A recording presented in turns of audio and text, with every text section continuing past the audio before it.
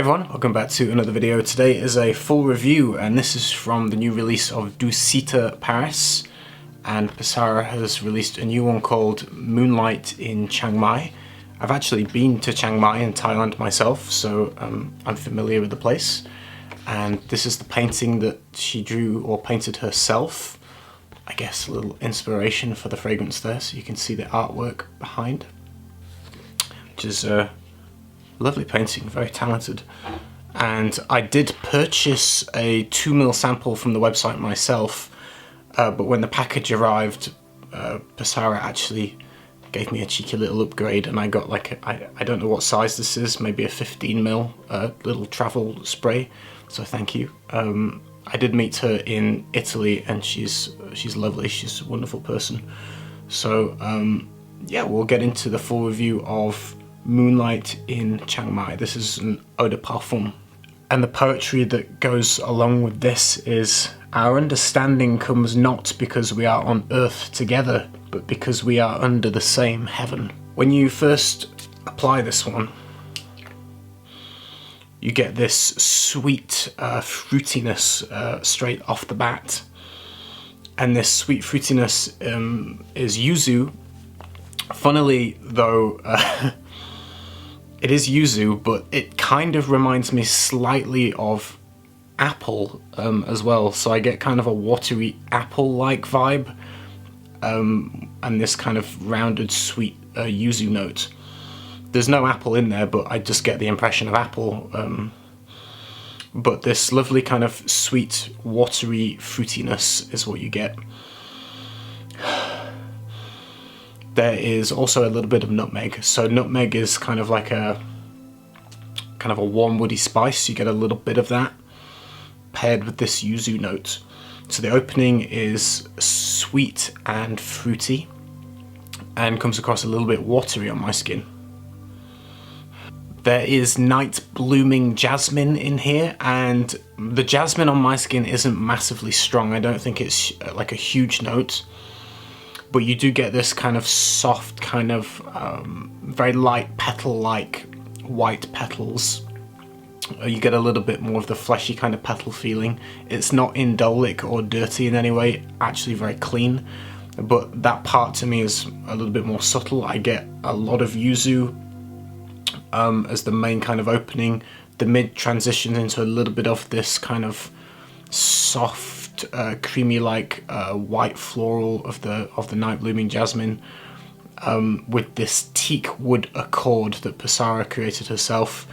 And this teak wood note, to me, comes off kind of like basically like a pale, dry wood note. It has a dryness to it, a dry kind of woodiness, but it's there's no grain there. I don't like, if you imagine certain grains of cedar can be like pencil shavings or rough grain, you don't get any grain in this. It's very smooth, but kind of a dry kind of wood is what I get, and a little bit of that as it dries down with this little bit of a hint of jasmine. And as it comes into the mid more, you get this sweetness coming through, and it's a warm, slightly sugary sweetness. There's also resins in here, benzoin and myrrh, and they definitely start to come out as through the mid of the dry down. But for me, I feel like they're probably sweetened a little more with something else. So there is like a sugary, warm sweetness in the mid and the dry down of this, but giving it a nice kind of rich, kind of warm sweetness with this. Like I say, the yuzu seems to, or the fruitiness part of it seems to last quite a long time. It's not just a brief top note. You get the fruitiness for quite a few hours actually, and once it gets into that kind of sweet territory where you're going to get a little mix of the jasmine, a little bit of the dry kind of teak wood note, and the resins of the myrrh and the benzoin with that additional kind of warm sugary sweetness and slightly fruity sweetness, at that point it doesn't change much and it kind of tails out and becomes just more mellow and soft on the skin. In terms of season, I actually think you could wear it all year round, summer, spring, autumn and winter. I don't see it like in one particular category. I think it's pretty versatile, and I think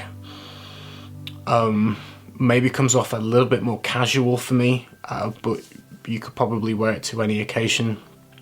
Really, I think in general quite a versatile fragrance and has a kind of a slightly mass appeal to it as well. It's not a scary fragrance. I would say it's completely unisex, so very easy for, you know, anyone to grab hold of this one. In terms of performance for this, the projection and sillage felt a little bit closer on my skin for the first hour. It didn't feel like it was too far. Felt like a little more intimate bubble. Around 4 hours it was becoming, you know, fairly close on my skin, and I would tap the longevity around 8 hours, except so I would in general 8 hours, but actually when I woke up in the morning I could still kind of feel it around my neck area. So even 12 hours you might get little glimpses of it. So the performance is actually, longevity is very good on this one. Vetiver and patchouli are both listed in the notes, but I only get kind of a very faint kind of light hints of those as it dries down. On my skin they're not predominant notes, they're kind of maybe like nuances. I think just adding to this kind of dry kind of woodiness that Passara wanted to create for this kind of teak accord, I think that kind of works into the idea of kind of dryness of Thailand obviously being quite a hot tropical country when it's not the rainy season. But yeah, quite lovely. I think a lot of people will like it. The opening, fruity, juicy, yuzu, kind of a little bit might remind you of apple, unless that's just me, but sweet fruitiness in the opening, going into this kind of dry kind of woodiness with hints of jasmine, which isn't too strong, with this kind of warm, slightly sugary, almost syrupy, warm, rich sweetness underneath, which might remind you of things like Rouge 540, but it doesn't smell like that fragrance exactly, but that slight kind of sweetness is a little bit in here too, which gives it this kind of warm sweetness with those resins coming out in the base.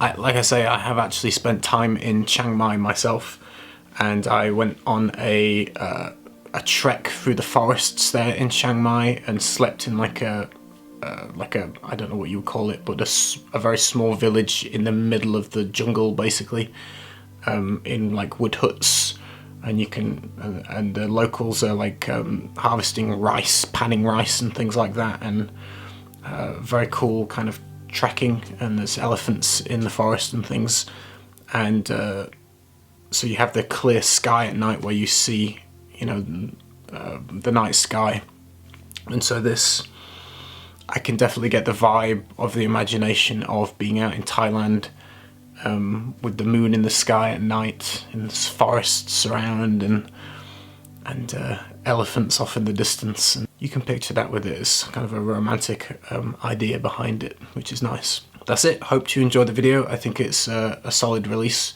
Let me know what you think of it if you've tried it, and I will see you soon in another video. Take care, everybody. Bye.